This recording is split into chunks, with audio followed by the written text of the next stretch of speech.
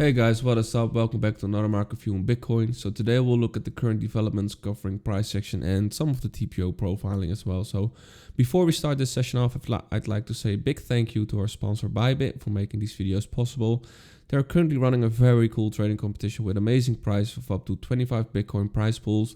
They've got exclusive Bybit branded Xmas hampers and 8 iPhone 12s Pro to be won. So I mean, on top of that, you can participate with only 0.01 Bitcoin, so it's definitely worth your time.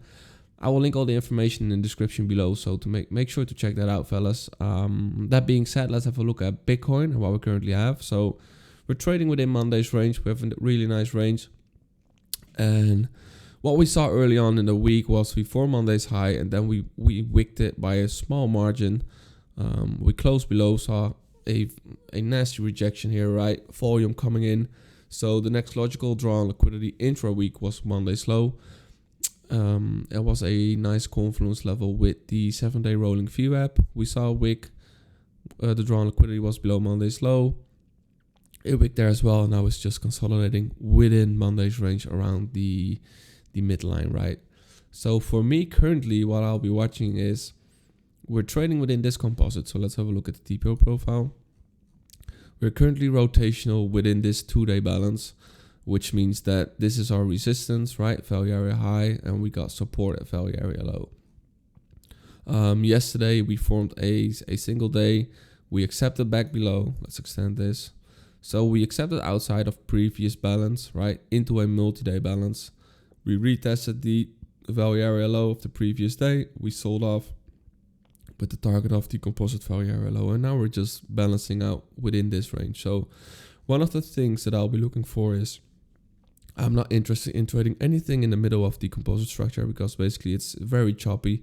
You want to be fading extreme, so either you want to be entering, for example, scalp short upon your own confirmation at value area high, or you want to be longing value area low, and that's basically it. As soon as we see a fresh shift in acceptance, for example, we accept back into a prior multi-day balance, then I'll be looking for a return pullback long, targeting the value area high right there. What will be bearish in my opinion will be if we try to accept into prior balance and then we fail to hold this as support and we start to regain this level into this balance area.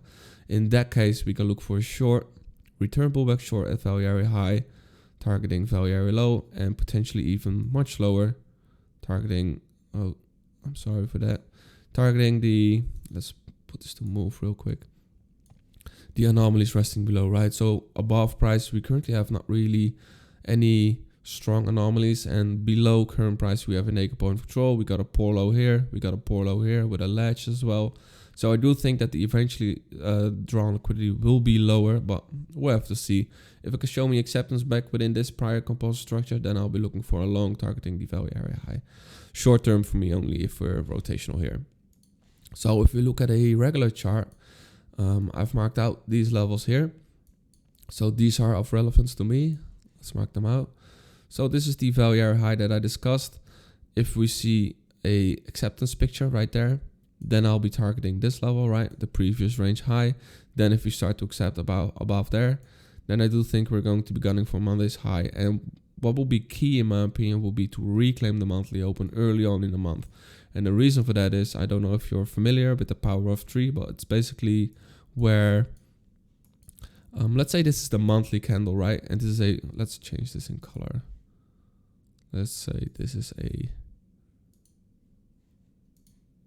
why isn't this working? Oh, let's say this is a bullish candle. The ideal entry for a long position would be a deviation below the monthly open, followed by a reclaim. That means that you're getting as close to the monthly low as possible. Of course, you can enter right here, but it's tricky, right? Because we can just start trending lower. What you want to see is you want to see the deviation below the open, basically forming the wick, like we have right here. And then as soon as we start to reclaim the monthly open, we can really aim for that meat of the move, right? For this big beefy candle. Like we have, basically, if you look at the monthly chart, what I'm referring to is, we've got the monthly open here in red. Let's say you want to enter there. Let's see if we can find something on the lower time frame. So it's a bit choppy, not gonna lie.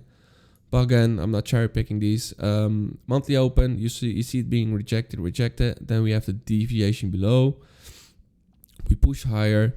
We come back into a simple breaker, right? Oh, my bad. Let's change the density. Breaker or OB, whatever you want, or maybe you want just to enter on the rolling VWAP, right? So we trade below the monthly VWAP, we deviate below the monthly open, I'm sorry, and then we reclaim it, we push within this bullish OB, and then we start to reclaim it again. So if you want to enter, you can enter eventually here, and we're going to be targeting the meat of the move, right? And look what happens afterwards. It just formed a big trend up. So basically something similar, that if we start to reclaim the monthly open, I think we're going to have a big expansion upwards, right? So that's the bullish scenario. For a bearish case, let's see, guys. Let's get rid of this real quick. So keep this in mind. Yeah, I think the power of 3 works on basically every time frame. If you're scalping, if you're trading weekly pivots, it doesn't matter. I always look to wait for a confirmation, right, for a reclaim of the open. So that being said, what will be bullish in my opinion? Let's first draw these out. 17,530. So I'll just put one in. 75.70. Let's get a different color. Coordinates 75.30. All right. So well, that's maybe wrong. Well, you know what I mean, right? The color doesn't matter. This is one of the poor lows. We got another one here, but let's stick to this one first.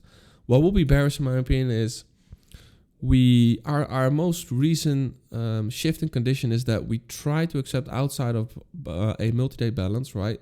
So if we were bearish, this should have held as resistance and we should have trended lower, at least towards the monthly of a Monday's low.